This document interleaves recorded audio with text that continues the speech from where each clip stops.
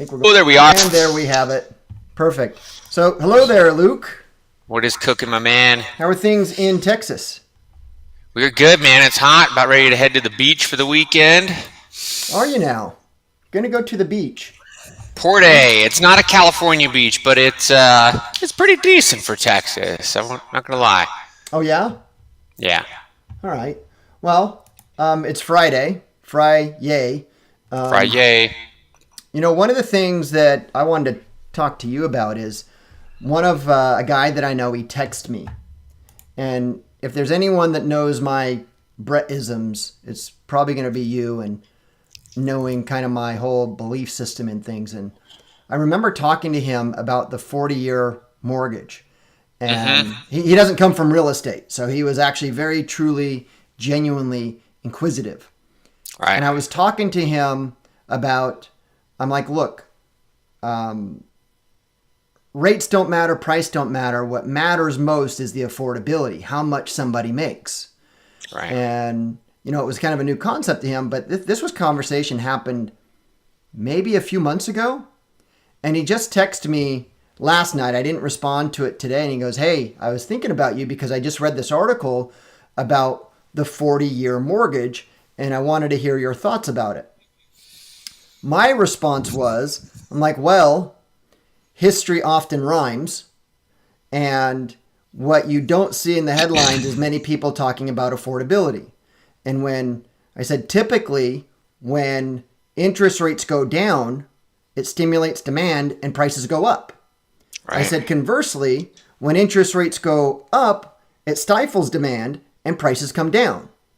Said the problem that we have right now is that interest rates went up and prices are staying up, partly because of everyone who has a sub 4% rate. I might be getting the numbers wrong, but I remember reading a report that like 90% of mortgages have an interest rate lower than 5. And then it broke down, you know, you get, I mean, so with interest rates at 6, 7%, you have homeowners who, if they sell their home out of their, say, 3 or 4% mortgage, they're not buying anything greater for the same price. Right. They're just moving into probably the same or less of a home. And so I said, it makes sense that they would want to expand the mortgage term simply because that's going to bring down the monthly cost. So, Luke, I believe that consumers think that they care about the price of things, and I think that goes that much because when you start looking at other industries like the car market, now they have like 10-year car loans just to bring down the price or bring down the monthly payment. What that means to me, and I think most people agree with me, is that when you buy a car, it's very much a decreasing asset. You drive it off the lot, you lose 20% just like that. Yeah. So this whole belief system that people are worried about what they pay, I am, you are, we understand the finances of, but I think for most people, they're looking at the monthly payment. Yeah, 100%. And it's interesting, in the fact that you're in Texas, inventory in Texas has blown up. I looked at it again. Year over year, you went from, in fact, let me look at it. Let me look at the app. I don't have us logged in. Yeah, you go ahead and comment on that while I get this all pulled up. Really good point and topic. Like the just the expanded loan terms is almost unfortunately, I mean, for better or worse, a necessary evil. Otherwise, people just won't be able to afford to own. Period. Well, not unless prices come down. Maybe that's by design too, but I think it's probably part of the. But are they going to come down? I mean, obviously, there's the possibility of them coming down, but nothing seems to be causing any major pressure on it. Short of like a total collapse of a lot of stuff, like well, demand still seems to be pretty consistent. And I'm trying to get our thing up to where I'm just going to go into this scene right now. It doesn't have your photo on it, but that's okay. You'll be able to see it. And you'll be able to comment on it. Maybe not. You know what? We're going to have to do that next time. Anyways, I'm looking at a report right now, and it's let's look at Texas. And Texas shows that in just the last 12 months, you went from 81,587 homes on the market to currently 113,613. So I don't know what the percentage increase on that, but that's a lot. Going from 81,000 to 113, that's a lot. In fact, that's year over year? That's year over year. In fact, there are more properties on the market right now in Texas than pre-2017. And 2017, you had 104,000. So in areas, now I can also break this down into where you're at. You're just outside of Austin, right? I think. Yeah. So if I go by metros and I look at Texas and then I look at Austin by itself, whoa, you guys went from 8,500 homes to 11,000 homes. So you're starting to see price compression probably in your market. I don't know how, how much you're, paying attention to right now, but that's pretty bad. So going into that whole philosophy, when we look at every state, it's right now it seems to be the southern states that's being isolated. We can break down each metro and county and city, and each one's going to fare a little bit different. But Florida, Texas, Georgia, North Carolina, New York have all seen extreme increases in inventory and no increase in demand. California is right there on the cusp too. Not in Orange County. Orange County, you still have a high demand, low inventory, but you have a lot of money in Orange County. Yeah. So I think areas that have a lot of money, that more of the areas that are affluent, for lack of a better term, they're faring better than the middle of the road, the median sales price. What are you seeing in your? Well, you're probably in one of those little isolated areas outside of Austin that's probably not being affected as much. But are you seeing anything? You're talking to a lot of loan officers and such. Are you hearing anything? Yeah, I think this market by like little sub bubble is probably pretty similar to Orange County, where it's not, but there's definitely, you see stuff sitting on the market. It's not moving, nearly as fast. More properties available, but so it's, that trend's not, it's definitely noticeable here. We'll see, keep hearing rates being tickled, but well, you and I have talked about Follow. I don't know how much you're following him anymore, but Peter Schiff, as you know, I followed him for a lot of years. I know you have too, and he still stands by that the Great Recession is going to be a Sunday school picnic compared to what's coming. And he's talking about stagflation. And I don't know if you know this, but this last week, gold hit all-time highs. It's now above $2,500 an ounce. Now, when you were focusing on gold, I think it was like $1,700, and that was that was before you moved to Texas. Yeah. So, but I'm happy that I have some gold that I picked up like $1,500 an ounce. Right. That goes to show if I wanted to take my my ounce of gold and I want to go sell it, I'm getting real dollars for that, 1,000 more. So that's a real life example of hedging against inflation by buying physical metals. But when we he's often talked about the real estate in real terms, real estate values are going to come down in real terms. We have stagflation, we have rising costs, rising inflation, and we also have rising or a depleting economy. Did you see the report that the government just came out and said that we were off the last 12 months on jobs, and they adjusted by like 880,000 jobs? Shocker.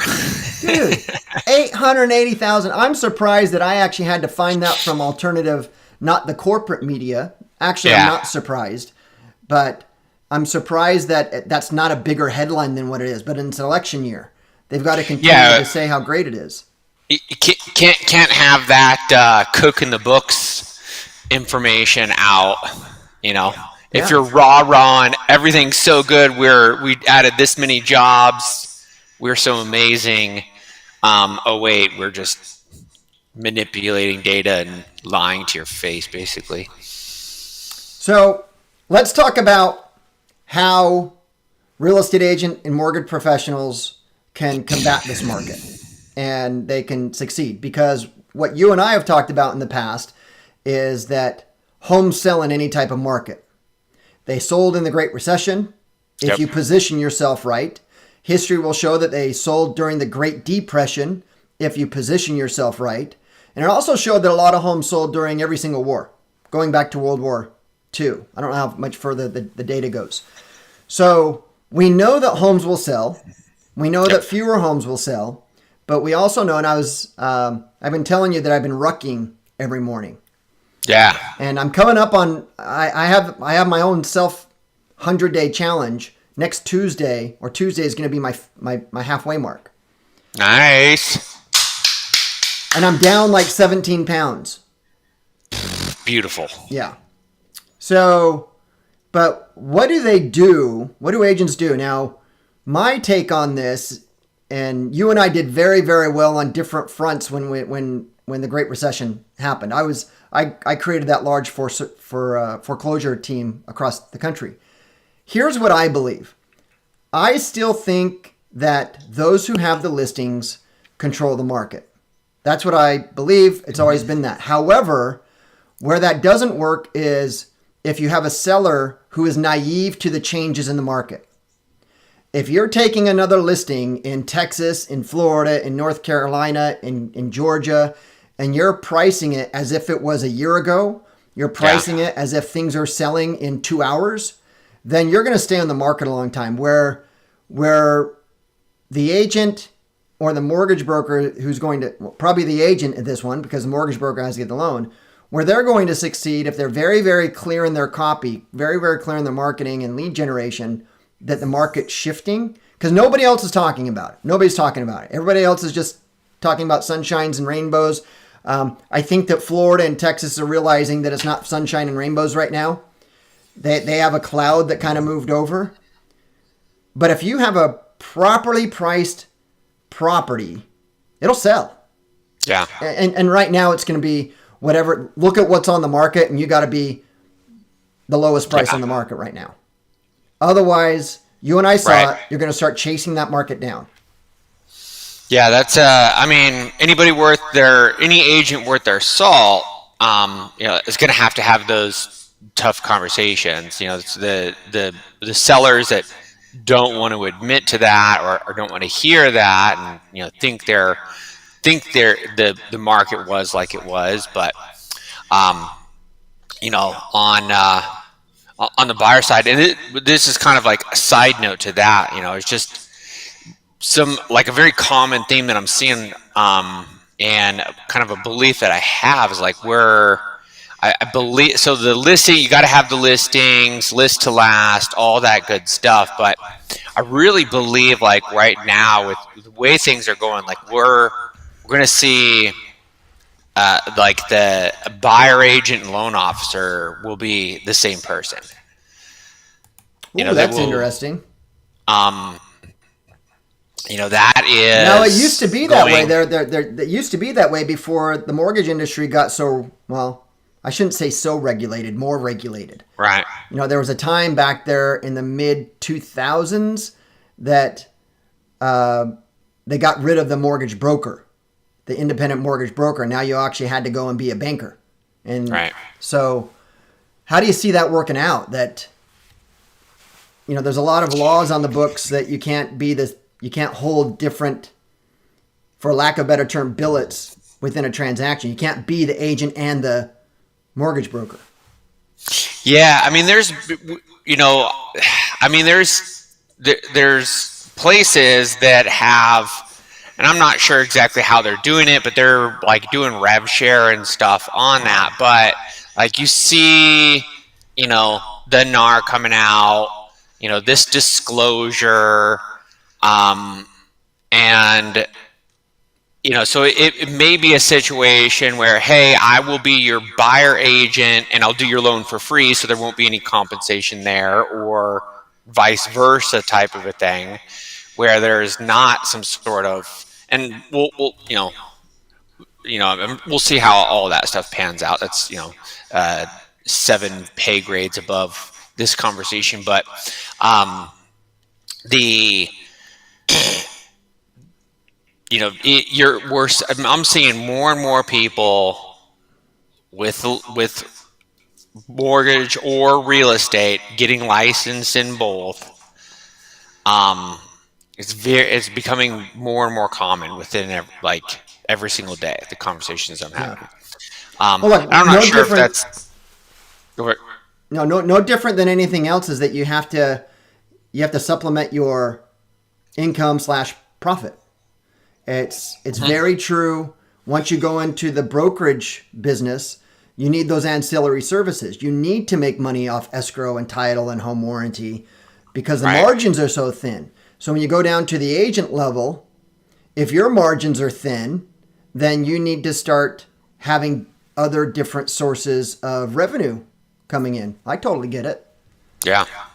And there's still people I know that one person is in real estate, the other spouse is in mortgage. Right. So, that it's not a conflict in such until that becomes a conflict when you're married. So let's do this. You're the digital guru guy for lead generation. What do we do? Yeah. What are the top 1, 2, or 3 things that agents and mortgage guys need to do in order to generate leads and survive in this market? And I'll just share on my own experience right now. We are focusing heavily on AI as always, but focusing on the lead generation, leveraging AI to help qualify, nurture, book appointments, leverage the resources that we have. But organic free leads through social media, lead generation, leads. That's never going to change. It's never going to change. So becoming more knowledgeable about how to create your own business, not be dependent upon, especially on the lender side, not being dependent on referrals and other people, especially on the, if the trend continues where those two are going to be the same, that's going to be more and more important. But leads, sales cures all, right? Yeah, sales cures all. One of the things that I've often thought about, and it goes back into what we always talk about, is having the right bait. Mm-hmm. I've always found, like when I first started doing short sales in the early 2000s, I was in a really good position because nobody else was doing it. Number one, most people didn't know what they were. And number two, if they did know what they were, they think it's too much work, and so they didn't do it. So I was able to specialize in that and really offset my age at that time because I was in my early 20s. And typically, if you're in the traditional, regular real estate business, you just didn't want to, you don't want to touch it. I think the easy times are gone. I think this whole change in the industry, I think people are going to be fine, but you have listing agents who all they did was list the property on the MLS and it sold and they collected a check. And then you also had the buyer's agents who, number one, sold their services as free. There's one Right. strike against them. But number two is that they only use properties on the MLS. So I think both sides are going to have to adjust and show their value. But, and that's yet to be seen on that. So Yeah. I think that the agent in their market, if you're in Texas, if you're in Georgia and California, look, Wyoming's okay, South Dakota and the Dakotas are fine. As I look at this, there are certain markets, you know, what works in Texas based on your local market is not going to work in a different market that doesn't have those challenges. So I would say you have to adjust your message based on what's going on in your backyard. And for example, Texas. If I was in Texas, I would be very, very vocal and create a report on how to sell your home in a rising inventory market before prices crash. Something like that. And then market that as a free report, because that's just going to attract those local homeowners who are wanting to sell. Mm-hmm. And you know, if someone is look, it took 12 years for the values to come back to where the Great Recession eliminated it. Maybe 10 years. I can't remember 10 or 12 years. So if history often rhymes, if in fact we're at the front of a market crash in certain areas, then if you're planning on selling in the next 1, 2, 3, 4, 5 years, you're better off doing it now than waiting to see what happens. Because I think we've seen this movie before, or at least a version of it. This is just a remake. I don't know. The sequel. Might be wrong. We might be using this video a year from now, seeing how wrong we were or how right we were. Right. But Yeah, that was that reminds me of after the last crash. You know, for a good year, I was like, "There's no way they can keep this they can keep this up." And just year after year after year after year, they just figure out a way to kick that can. Kept just kick it. It's like, yeah, they're doing it. Yeah, it feels it's starting to feel a little bit different. Yeah. Well, you know, time will tell. But I know Yep. you have an appointment top of the hour, so we're at 8:59 Pacific. So thank you. It's always great talking to you, and we will catch you next Friday. Rock and roll. Bye. Let's get it.